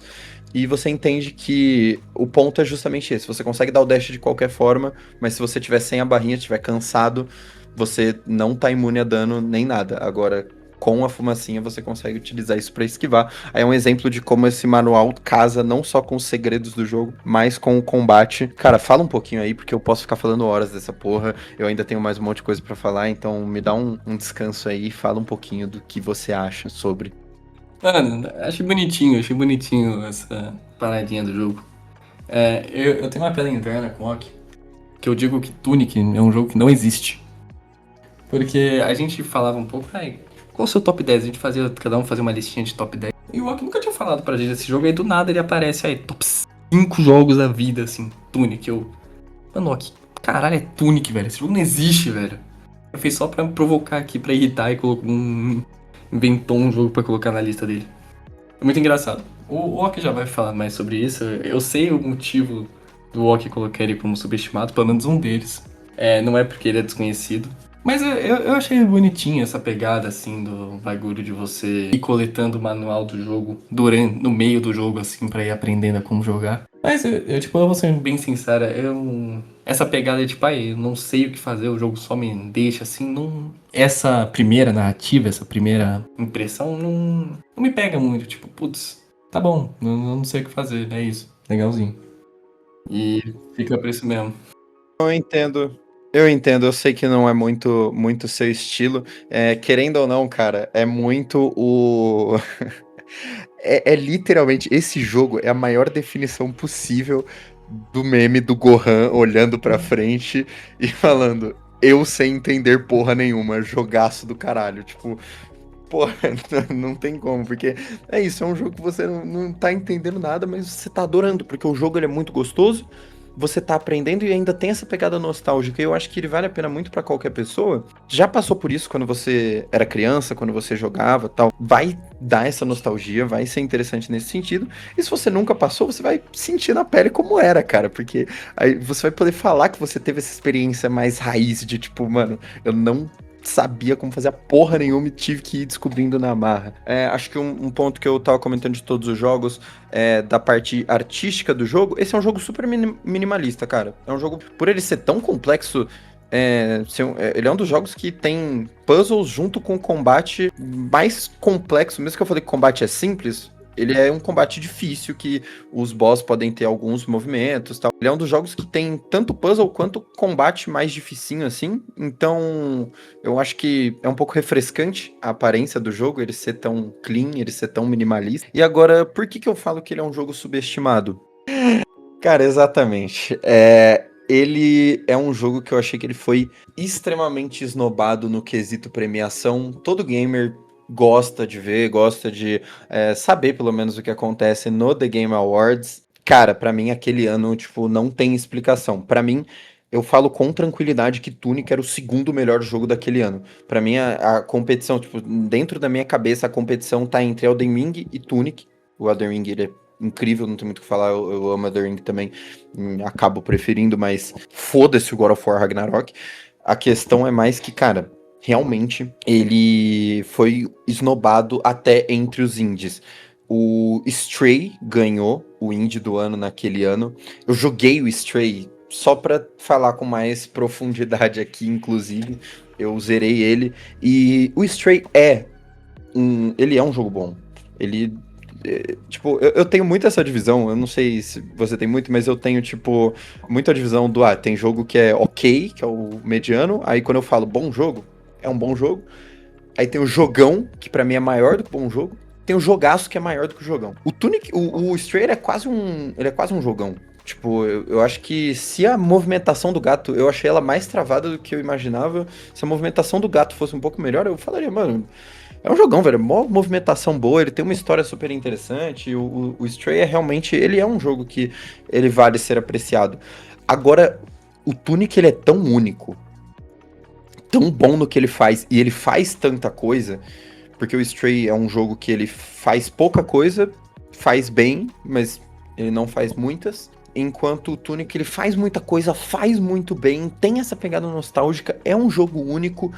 E é um dos melhores jogos que eu já joguei na minha vida com tranquilidade. Pra mim, eu acho muito absurdo o que aconteceu nesse prêmio. E não só por isso ele é subestimado, mas como eu comentei no começo do episódio, tem a questão da comunidade indie também, que o Tunic ele é bem amado entre algumas pessoas. Eu já vi alguns criadores que também amam o jogo como eu já vi muita gente, mas eu sinto que no Olimpo, ali dos indies mais falados que a gente tem, que vai ter o Outer Wilds, que é meu jogo favorito, o Hades, que também é um dos meus jogos favoritos, o Undertale e Hollow Knight e tal. Desses, o Hollow Knight é o único que nunca clicou muito comigo. Olimpo, assim, dos indies, eu não acho que o Tunic tá nesse patamar e pra mim ele com certeza deveria estar. Ele é simplesmente fantástico. Tanto que eu vou encerrar falando dos pontos negativos, que nem eu tô falando de todos os jogos, eu tô falando dos pontos negativos. Pontos negativos, a primeira coisa que eu anotei aqui na minha pauta é não tem, ele é perfeito, mas depois eu coloquei embaixo que, né, porque eu tinha que colocar alguma coisa. Eu acho que tem o ponto dele não ser pra qualquer um. Não acho que isso é um ponto negativo, mas eu acho que isso foi algo que afetou um pouco o range de pessoas que o jogo pegou. O Stray, por exemplo, é um jogo que qualquer um pode jogar. Agora o Tunic, eu acho que realmente ele tem suas... Eu mesmo reconheci que você, por exemplo, eu entendo totalmente você não jogar. O outro ponto que eu fui dar uma olhada nas reviews que ele tem, principalmente nas negativas, para entender o que tava falando, e cara, 80% das reviews são o pessoal falando que o jogo é frustrante. Que eu entendo esse ponto. Tipo, eu acho que isso é um pouquinho skill issues? É um pouquinho skill issues. Mas eu entendo, porque às vezes mesmo o cara que ele é bom de combate, por exemplo, ele ainda pode ficar frustrado nos puzzles do jogo. E a mesma coisa o contrário. Então acho que ele acabou causando essa frustração em muitos jogadores, o que também diminuiu ali o range dele. E às vezes a ausência de história. Mas isso eu acho que não é um grande ponto, porque é um jogo que, porra, não tá cagando assim pra própria história. Tipo, tô brincando. Isso é um pouco de exagero, mas é um jogo que é muito mais focado na gameplay, assim como muitos outros. Então, em resumo, não tem ponto negativo. Eu me esforcei muito aqui pra escrever essas coisas horríveis. Agora, quem sabe comigo falando, talvez você pare de falar que o Tunic não existe e você transfira isso pra outro jogo indie que eu Não, gosto. The Witness com certeza roubou esse posto. Vai tomar no cu, velho. Mas enfim, eu vou para o meu próximo. Sunset Overdrive, da Insomniac Games, que hoje faz os Miranha, vai lançar o Wolverine. Lançou esse jogo exclusivo de Xbox One e PC. Foi lançado em outubro de 2014. E cara, bom, o que falou que ele jogou, então eu peço minhas desculpas. Mas esse jogo, mano, muito divertido. É o clássico jogo que, tipo, ele tem a historinha dele, mas, tipo, ele não é um jogo, pô, uma narrativa densa, pesada e tudo mais, não. É um jogo totalmente escrachado, totalmente zoeiro, divertido. Eu não sei, hoje em dia, se eu rever a dublagem dele, eu vou achar meio cringe. Só que na época eu gostava muito, tinha muitas gírias, combinava muito bem com o estilo do jogo. O Sunset Overdrive é o clássico jogo, tipo, que ele não se leva a sério em nada, nada mesmo. Isso faz ele incrível, cara. Ele é um jogo mundo aberto, terceira pessoa. E aquele clássico jogo também que é muito divertido andar pelo mapa. Você pode usar os fast travel, só que, pô, você pode tirolesa, pode se jogar, andar pela parede. Tem o famoso corrimão, você desliza no corrimão como se estivesse no skate. Então ele é muito divertido, o combate dele é muito divertido, é épico, caótico. Talvez algumas pessoas podem falar que fica repetitivo, só que você tem tantas armas. E as próprias armas são escrachadas. Tem 12 que claramente lembra uma piroca. Você tem uma bazuca de ursinho de pelúcia que explode. Você tem um regador de planta que taca ácido, sei lá. Eu lembro que uma das minhas armas favoritas era um lançador de disco de vinil Sim, que sim. saía cortando geral, mano. Era tipo um 15 do Dragon Ball, era, pô, muito da hora. Esse jogo também ele tem uma trilha sonora conecta bastante com o jogo, que é um jogo bem do rock, assim, por dizer. Tem até uma missão que você, no meio de um apocalipse, eu não falei, acabei não falando enredo, mas enfim. Sunset City é a cidade que se passa o jogo. Você tá meio que no lançamento de uma nova bebida. Aí você trabalha na equipe que tá fazendo aquele evento. E o pessoal que começa a tomar aquela bebida começa a se transformar, começa a sofrer uma mutação e vira os monstros do jogo. E, tipo, metade da população meio que vira isso. Aí a Fisco, que é a empresa que faz essas bebidas, meio que coloca a cidade no lockdown. E todo mundo que tenta sair é explodido. Eles comunicam que foi um vírus que contaminou tudo. Mas não, foi a bebida deles, que eles ignoraram o protocolo de segurança, pularam pra lançar a bebida. E acabou contaminando geral. E o foco, a história do jogo é que você tá tentando sair daí, conhecer pessoas, juntar pessoas pra sair de lá. Só que no meio do caminho Um vira. jogo de zumbi, mano. Isso é muito legal. É um jogo do... Se a gente fizer um de uma lista de melhores jogos de zumbi, você pode trazer esse jogo Ah, de não, novo. com certeza eu vou trazer esse jogo. E apesar de toda essa história, o jogo é completamente, tipo, zoeiraço, ele não se leva nada a sério em nada. O jogo tem uma customização muito legal. As vozes são meio que pré-definidas, se você escolher personagem homem ou mulher, mas tipo, foda-se de essa, você pode mudar pra caralho. Você pode mudar durante, se você quiser. Aí quero começar com da cara foda, e depois se quiser trocar pra uma mina, aí depois se quiser trocar pro cara de novo, enfim. Você pode fazer isso, não tem nenhum problema. E durante o jogo você tem. Eu já falei, é mundo aberto. Ele não é aquele mundo aberto, pô, tecnicamente foda e tudo mais. Mas ele é bem legal de se explorar, ele tem umas secundárias que você vai ganhando, umas coisinhas. O jogo é bom de dar recompensa, você vai ganhando armas, armadilhas, perks. E o ponto do jogo é que você sempre tem que ficar se movimentando. Você, nesses negócios de deslizar no corrimão, de andar pela parede, você tem que ficar fazendo isso que você gera combo, você gera meio que um especialzinho que vai dando mais dano, que vai alimentando. Se você para, você não tem como ficar parado nesse jogo, você tá sempre se movimentando. Então ele é bem caótico, pode ser um pouco cansativo em alguns momentos, mas cara, ele é muito divertido. O tanto de coisa que você tem no seu arsenal, as armadilhas, os perks, tipo, funcionam tão bem que, sinceramente, pra mim é frescura você achar que o jogo vira repetitivo. Ele é bem legal, eu fui ver a gameplay dele, eu não tenho mais um Xbox pra jogar ele, eu queria muito, porque eu bateu muita saudade desse jogo. É um dos poucos exclusivos aí que realmente foi muito foda. Infelizmente foi subestimado. Inclusive fica aí um questionamento. Será que esse jogo pode ter sido subestimado por ser um exclusivo de Xbox? Eu falo aqui, eu tenho o PlayStation 5, sou muito feliz com ele, gosto muito, estou no time PlayStation. Mas o Sunset Overdrive, ele claramente foi, ele é um exclusivo de Xbox, foda-se. Então é isso. Tudo bem, ele é uma nova IP, eu entendo isso, o marketing dele não foi muito bom. Só que, sendo bem sincero, ele é um jogo com uma qualidade tão boa quanto vários da Sony. Tipo, pô, joguei o Infamous Second Son, todo mundo paga pau, várias listas você coloca. Nossa, muito melhor. Várias listas você Muito vê, o melhor. Infamous Second Son é superestimado. Não é, e esse jogo é muito melhor que o Infamous. Muito, muito. Nossa, não. Aí, porra, aí concordamos pra caralho. Aí concordamos pra caralho. Como o jogo ele funciona muito melhor. Nossa, você comentou da movimentação, cara.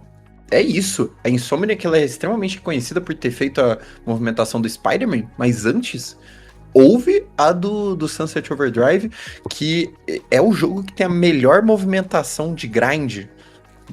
Aquele grind de deslizar num corrimão, deslizar em cabos, essas coisas. É o jogo que melhor faz isso. Ele faz isso de um jeito muito prazeroso, muito gostoso. Eu tenho certeza que quando o Fortnite meteu isso, eles se inspiraram pra caralho no jogo, assim. É um puta de um jogo. Sim. Sim, eu pensei nisso também. Mas eu vou colocar aqui que os desenvolvedores do jogo falaram que se inspiraram bastante no Tony Hawk Pro Skater na hora de fazer a movimentação. Eu imagino que seja bastante nessa parte. Com certeza, com certeza. É isso, mano. A palavra dele é diversão, mano. Ele é muito legal, ele tem personagens marcantes, ele não tem, porque a história em si é muito caótica, zoada, mas tipo, é muito marcante toda essa zoeira do jogo, tudo que ele aborda, tudo que ele escracha, todos os personagens são muito escrachados, as gangues, tudo que tem por lá. Cara, querendo ou não, é isso que faz um bom jogo e é o que a gente tava falando aqui. Se parar pra pensar, todas as coisas que a gente mais se lembra e que a gente mais falou daqui são fatores gameplay. São as armas, são a movimentação, inimigos que tinham vários na tela, que eu também lembro que isso era legal, que tinham vários inimigos e você tinha que descer a porrada de todo mundo, sair explodindo, sair pulando. E eu acho que isso só mostra quanto a gameplay do jogo era deliciosa. E é a coisa mais importante, cara. Tipo, uma gameplay boa é muito melhor do que um jogo com uma gameplay merda e uma história boa. Mano, sim. E tem um ponto também que, outra parte que é legal nesses jogos, que eu adoro quando eles fazem isso. Quando você morre no jogo, você sempre tem uma animaçãozinha diferente, tipo, mostrando você revivendo. Você morreu, você volta como um zumbi. Você sai, tipo, a TV do chamado. Seu personagem, sei lá, ele cai de paraquedas, tipo, foda-se. Mas, tipo, ele sempre tem umas animaçõezinhas legais. Legal, não lembrava disso. Eu gosto dessa criatividade. Maneiríssimo, cara. Vamos para o meu último jogo. Esse jogo é outro. Ele é o segundo jogo que eu mais gostaria que você jogasse da minha lista. E eu tenho certeza que vontade você até tem. É um jogo que ele é o tipo mais diferente de subestimado que a gente trouxe até agora. Que ele foi um jogo que ele foi subestimado para caralho pré-lançamento. Antes de ser lançado, ele foi subestimado. Você já sabe qual jogo que é? Eu tô curioso pra saber se você vai acertar. Mano, não tenho nem ideia do que você tá falando, velho. Nem ideia. Tá, eu vou dar mais umas dicas e se você não acertar, eu falo logo. Ele foi um jogo recente. extremamente subestimado pré-lançamento, principalmente por uma ideia criativa de gameplay que o público não aceitou tanto porque preferia que ele fosse com outra câmera. Falei. O que você acha? Pô, tô com medo de. Não, você não vai meter o Cyberpunk, não, Cyberpunk. Eu não sei, mano. Eu quase falei Astrobot, mas eu falei, pô, Astrobot eu joguei, não faz sentido. Não. Não é nenhum desses, você errou. Indiana Jones and the Great Circle. Eu pensei que esse jogo podia estar na sua lista. Ele é um jogo que eu acho que ele até foi um pouco subestimado depois do lançamento também. Tipo, eu acho que ele foi reconhecido quando ele lançou, porque ele saiu sendo um jogo muito bom, mas ele foi. Eu acho que ele deu uma apagada por 2025 ter sido um ano muito bom e ele ter lançado no finalzinho de 24, então ele fica naquilo, tanto nas premiações quanto na lembrança das pessoas. Tipo, é um jogo de 24 ou de 25. Indiana Jones, jogo em primeira pessoa, não dá pra falar que ele é de tiro, porque ele é muito focado no seu combate corpo a corpo, do próprio, inspirado nos filmes, sendo uma história original. É um jogo muito bom. Ele passou por essa subestimada pré-lançamento. Como foi pré-lançamento, eu vou falar até antes de todas as outras coisas, que me irrita muito. Porque o pessoal viu que ia ser, tipo, a comunidade gamer é filha da puta, cara. Por quê? Tá sempre ali o Zé Manés do Twitter chorando.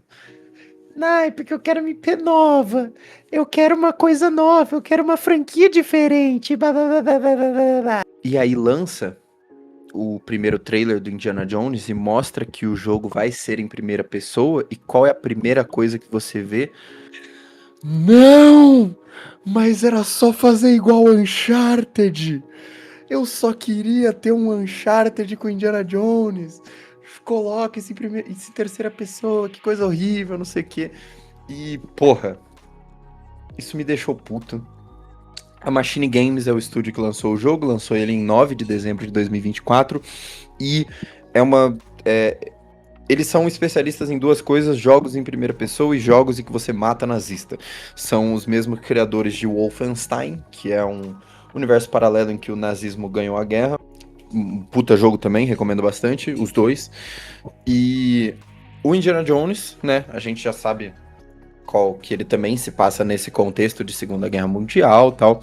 É um jogo super diferente daquilo que a gente esperava, justamente desse negócio de ele vai dar uma copiada no Uncharted, não sei o que. E é um jogo que ele honra tanto o filme, honra tanto o personagem Indiana Jones, que ele acaba sendo muito interessante. História do jogo, vamos falar do enredo. Indiana Jones embarca em uma investigação global envolvendo um mistério ligado a locais históricos, conectados por um padrão oculto, basicamente entre o mundo. Diversos locais históricos estavam em um círculo perfeito. E ele tem que, quando ele vai investigando e tentando desvendar esse enigma, ele vai descobrindo ali que os nazistas também estão atrás, porque tem coisas envolvidas, coisas históricas, e justamente a aventura começa quando ele é atacado um dia. Ele é professor de uma universidade, o Indiana Jones, já dá a entender que ele já tinha aposentado o chicote. Eu não lembro exatamente onde que ele fica na cronologia dos filmes, mas eu lembro que ele fica entre dois, tem coisa depois dele, né, na história. E ele é atacado por um cara que é gigante, exatamente que nem era aquelas lendas de gigantes faladas na Bíblia e tal.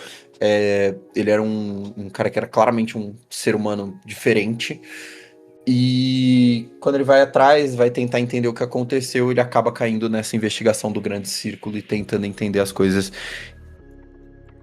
Muito bom jogo. Acho que eu queria destacar principalmente o quanto a gameplay dele tem essa diferenciada, porque apesar dele ser em primeira pessoa, ele não é focado no tiro, ele é muito mais focado na porrada corpo a corpo, inclusive. Tem armas, você pode dar tiro e tal, mas definitivamente não é a brisa do jogo. Ele é mais focado em você sair na porrada com alguns inimigos ou em você fazer o stealth para entrar e buscar informações em certas localizações. Ele tem bastante puzzle. E puzzle em primeira pessoa, na minha opinião, é sempre melhor, assim. É sempre mais fácil, porque justamente você tem uma câmera mais próxima das coisas. Então, puzzle em terceira pessoa sempre tem que ser aqueles puzzles muito grandes, tipo, que envolvem manipular objetos muito grandes, enquanto em primeira pessoa dá pra você fazer um negócio mais detalhado, um negócio mais pequenininho, que acaba funcionando melhor. E funciona muito bem isso com Indiana Jones. Tem puzzles bem legais. Eu esperava um pouco mais, eu esperava mais puzzles difíceis, principalmente, mas acho que é isso, é um jogo que é muito feito pra todo mundo conseguir jogar também. Super legal o jogo, vou deixar você falar um pouquinho, depois eu vou me aprofundar mais em alguns pontos positivos e falar dos pontos negativos e do porquê que eu acho que ele acabou sendo subestimado, além dessa má recepção que o público Ah, teve. pior que eu concordo que, pô, esse jogo, se fosse em terceira pessoa, ele seria um puta sucesso. Eu vi o Walk jogando. Esse é um jogo que realmente eu queria jogar. Não sei se eu gostaria tanto dele assim, mas realmente é um jogo que parece bem legal, ele parece bem feito. Eu acho que, mano, ele moscou nesse lançamento dele em termos de premiação, porque se ele lança antes ou depois. Se ele chega a tempo, acho que ele concorre com o Astrobot e poderia. Ou tô viajando. Cara, eu acho que o Astrobot ainda ganharia. Eu acho que Astrobot é porque ele teve uma boa recepção na crítica. Sim, ele estaria entre os indicados, certeza. Ele teve uma boa recepção da crítica, mas não tanto. Tipo, o Astrobot e o Metafor estavam tipo, com 93, 94. Não lembro direito no Metacritic, assim, entre o geral. Então acho que. Não sei se ele ganharia do Astrobot, mas sim, é um puta jogo e com certeza seria indicado. Por essa questão, eu acho que o time ficou ruim.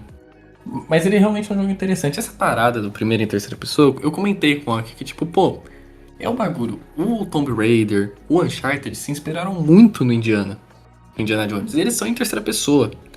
E quando lança o Indiana Jones, tipo, eu entendo, apesar do Loki fazer claramente personagem chorão, eu entendo esse pessoal que, pô, queria o jogo em terceira pessoa. Vendo o jogo, realmente não fez falta, porque o jogo não. A qualquer momento possível ele mostra a cara do Harrison Ford ali, tipo, a todo momento. E era essa pegada que eu queria. Pô, mano, você tá controlando o personagem que tem a face do Harrison Ford. É um personagem querido, é um personagem amado, você quer. É, você quer se ver, tá ligado? Mas eu vi uma meia hora, acho que o Walk jogando lá e, tipo, nessa meia hora ele apareceu pra caralho. Eu falei, nah, tá bom, tá bom. Não é tão difícil você ver o Indiana. Eu acho justo você querer se ver. Você vai subir escada, você vai usar o chicote para como se fosse um cipó assim para se balançar, tudo isso tipo ele deixa em terceira pessoa. Eu acho que muito por causa dessa recepção, mas que, cara, para mim esse jogo é muito melhor você ver uma nova franquia sendo muito mais única do que você ver os caras querendo copiar Uncharted e Tomb Raider, Podemos tipo. colocar aqui, hoje em dia, o jogo tem pra PS5, mas ele lançou como exclusivo de Series XX e a gente sabe como a mídia sonista, a máfia, acaba. Eu acho que é o que a gente falou do Sunset Overdrive. Eu também tô muito feliz com o meu PlayStation 5. A gente falou no último episódio que a gente, hoje em dia, prefere muito mais PlayStation. Eu acho que o Xbox fez uma porrada de cagada. Mas, sendo muito sincero, eu acho que o Xbox tem uma. Ele tem. O pessoal dá uma puxadinha pra baixo ali quando a gente tá falando da mídia, dá uma cobrada a mais. Mas tudo bem, de qualquer forma, acho que o jogo ele se saiu muito bem. Os pontos que eu não consegui comentar que são alguns. Falei bastante da gameplay, mas eu acho que uma das partes mais interessantes do jogo é a ambientação dele. É, cara, pra mim esse jogo ele é obrigatório pra duas pessoas. Se você é fã de Indiana Jones, porque como eu falei, honra muito os filmes e o personagem. E se você é fã de história, se você gosta de entender sobre história no geral, mano, obrigatório. Esse jogo tem representações ótimas de diversas localizações históricas. Uma das mais famosas do jogo, que é uma das primeiras, então não é nem um pouco spoiler falar que você vai pra lá, é o Vaticano. Então você entra no Vaticano e é super legal, você conhece pontos, você vê muitas coisas legais ali, você vê como ele era durante a época em que tinha justamente esses regimes fascistas. Você tem vários coletáveis que complementam a história daqueles lugares. Então você tem, tipo, fotos que você tem que tirar. Você tira uma foto, ela vem com um textinho explicando: ah, esse lugar era tal coisa, ah, isso aqui era muito comum de ser feito e tal. Nessa época. É muito, muito legal, assim, pra quem gosta de história, pra mim é uma recomendação obrigatória. É um jogo que qualquer pessoa que gosta de história recomendaria. E fora isso, ele ele também é um da família Bethesda ali, a Machine Games, né? E não acho que é tão bom quanto Arcane nessa questão, mas também é um jogo com level design bem feito, um level design que você tem diversos caminhos, diversas formas. Você não tem tantos gadgets que nem você tem no caso do Deathloop, porque né, você tem poderes, não sei o quê, o que acaba tornando o jogo um pouco raso em suas mecânicas de gameplay. Tipo, você acaba cansando uma hora de fazer stealth e descer porrada e dar tiro, porque ele é bem simples nesses pontos. Eu acho que esse é um dos pontos negativos do jogo. E um dos poucos, inclusive, eu acho que não é um jogo com muitos pontos negativos, mas eu acho que é um negativinho que pesa ali. Acho que se conseguissem dar uma maneira da gameplay, dar uma variada e você ter muitas coisas pra usar, eu acho que seria melhor ainda. Tem algumas coisas muito legais, tipo Indiana Jones usando disfarces no próprio Vaticano. Você só consegue andar livremente por qualquer lugar do Vaticano quando você pega um disfarce de padre, e tem isso em todos os mapas do jogo. Você vai ter algum disfarcezinho que vai fazer uma diferença, que é super legal. E fora isso, antagonista e personagens secundários não tem muitos, tá? Já vou avisar, não é aquele jogo que você fala, nossa, esse elenco de personagens é muito chave. Mas os que tem são bem legais. O antagonista é um bom antagonista, ele serve bastante, ele faz um bom papel de vilão. Também, ele também faz um bom papel de sátira, porque Machine Games adora zoar nazista também. Então, você vai ver que o vilão, ele vai ser aquele cara que ele é malvadão, ele é cuzão muitas vezes, mas ele também é aquele cara que é idiota e traz uns bons momentos cômicos. Vai ter uma personagem feminina que vai acompanhar o Indiana também em vários momentos dessa aventura, que também é uma personagem super legal, e o próprio Indiana, que, porra, como eu falei, é um personagem gigantesco. O jogo honra o personagem completamente, o personagem é ótimo no jogo também. E mais alguns ali secundários que vão aparecendo, mas no geral, os personagens que esse jogo trabalha, ele trabalha bem, mesmo não sendo tanto. Encerrando aqui, indo pro meu último jogo da minha lista. E fechando aqui esse top 10. Eu vou com um jogo que eu joguei, o Ok jogou, comentamos no episódio de introdução. Jogo amado, GOAT, Crash to Insanity. O jogo, ele é da Travel's Tales, que atualmente faz um tempo já também, faz muitos jogos de Lego. O jogo lançou em setembro de 2004, PS2 e Xbox. Esse jogo, ele é muito foda, principalmente no quesito Crash. Ele é divertido, ele é zoeiro, engraçado. Ele é muito diferente da trilogia clássica, que é um jogo puramente plataforma. Esse jogo é um semi-aberto, assim, você consegue explorar mais os ambientes que o Crash passa. A gameplay, ela é muito diferente, você joga com o Crash, você também joga com o Cortex, você joga com a Nina. Ele tem uma historinha mais diferente dos Crash da trilogia, que eles, em geral, quase sempre trazem o Cortex como um vilão. Esse daqui, ele meio que vira um anti-herói ali, te ajudando. O Crash usa ele bastante. Inclusive, é um nível cômico muito engraçado. Esse é outro jogo muito engraçado. A história dele é muito bem feita. Eu acho ela melhor do que a dos outros Crash, sendo bem sincero. Ele tem os vilõezinhos, aqueles dois pássaros do Cortex, que, pô... toda essa história é muito carismática. O lance de você viajar por dimensões, aí tem o Crash malvado. Você tem os bosses, você vai pra escola de vilões que o Cortex frequentou, que a Nina tá lá. Cara, tudo nesse jogo é muito legal. A primeira boss fight desse jogo é contra o clássico vilão da saga. Cara, eu amo esse jogo, o Ok também ama, tenho certeza disso. E no ponto de subestimado dele, é muito porque o Crash é muito lembrado pela trilogia clássica, que agora já tem o quarto jogo, já teve remake e tudo. E esse jogo, alguns outros, muita gente gosta também do Crash Titans, acho que esse foi um jogo que não pegou muito o Yoki. Apesar de eu ter jogado ele, gostei, mas não é tão especial pra mim quanto esse. E o pessoal acaba meio que sempre se referindo aos Bandicoot, a trilogia clássica, eles são os remakes, esse jogo parece totalmente esquecido. Esse jogo eu sei que ele teve muito problema de desenvolvimento. O pessoal fala que ele é inacabado, ele é meio incompleto. O jogo, inclusive, zoa isso. Tem uma fase do Cortex, quando eles vão pra uma dimensão e voltam, eles falam: a gente iria pra outras, mas né, tivemos alguns problemas. Nossa, mano, esse jogo é muito engraçado. Eu fico com o coração quentinho sempre que eu me lembro dele. Fiquei curioso, inclusive, desse ponto e fui olhar aqui. O jogo ele tem incríveis 64 no Metacritic e 8,5 do rating dos usuários. Então, tipo, a gente já vê que é aquele tipo de negócio que, mano, todo mundo que jogou adora essa porra. É, ele tem sim esses probleminhas de game design que, tipo, pra uma plataforma 3D, eu lembro que uma das coisas que eu já vi pessoas comentando é que era muito fácil, e que a gente viu quando a gente foi rejogar recentemente, que era muito fácil de morrer nesse jogo, porque você não tinha a sombra do Crash pra você saber onde ele cai quando ele pula, que nem todos os jogos de plataforma costumam ter. E aí eu acho que foi mais nesses detalhezinhos que o pessoal foi ficando puto com o jogo, pelo que eu tô vendo aqui das reviews. Esses detalhes que faz parecer que as fases, tipo, tentam te matar de maneiras bem imbecis e tal. Mas, mano, foda-se. Skill issue. Skill issues.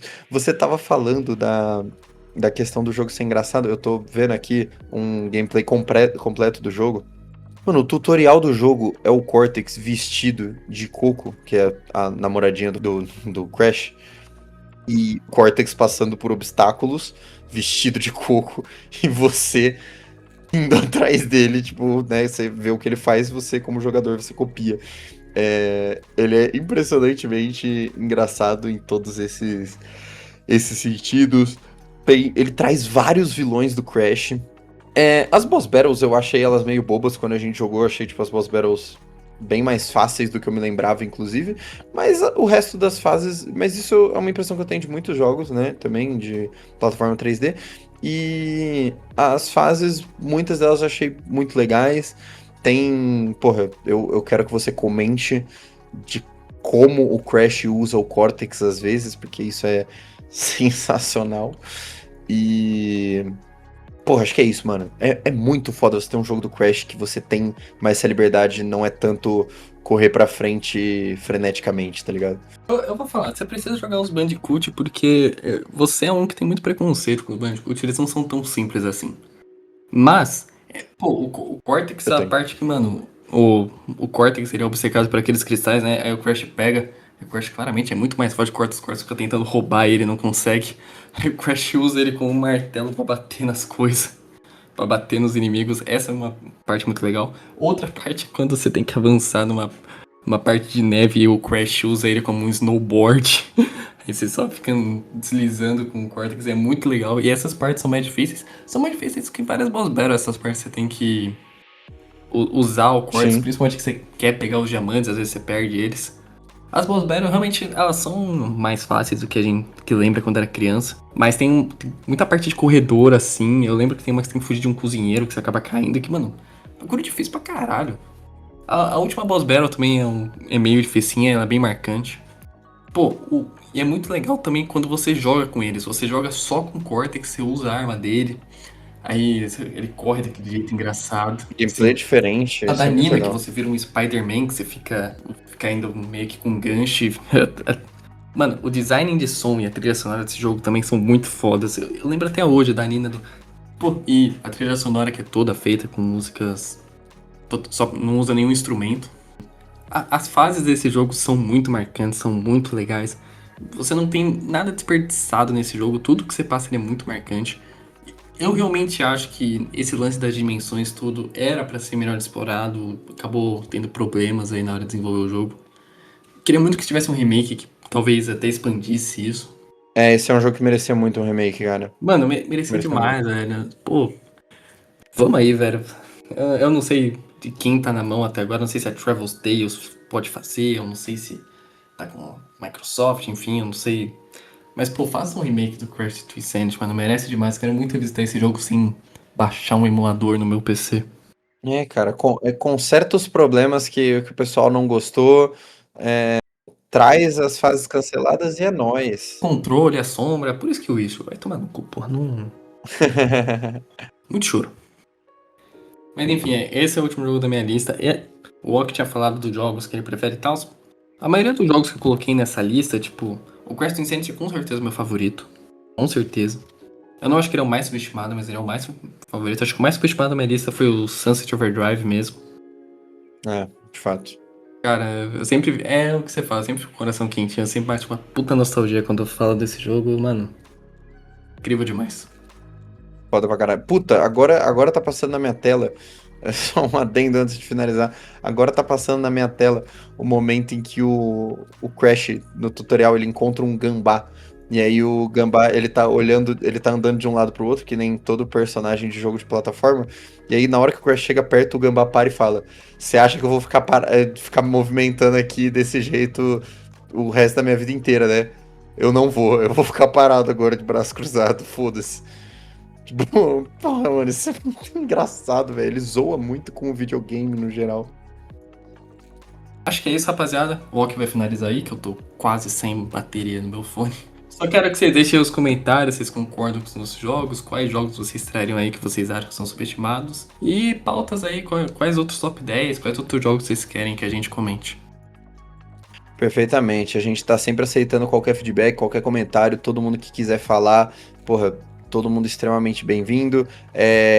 Críticas também, pô, acho que estamos começando esse projeto, é apenas o segundo episódio, ainda tem muita coisa pra melhorar com certeza. É isso, rapaziada. Até a próxima.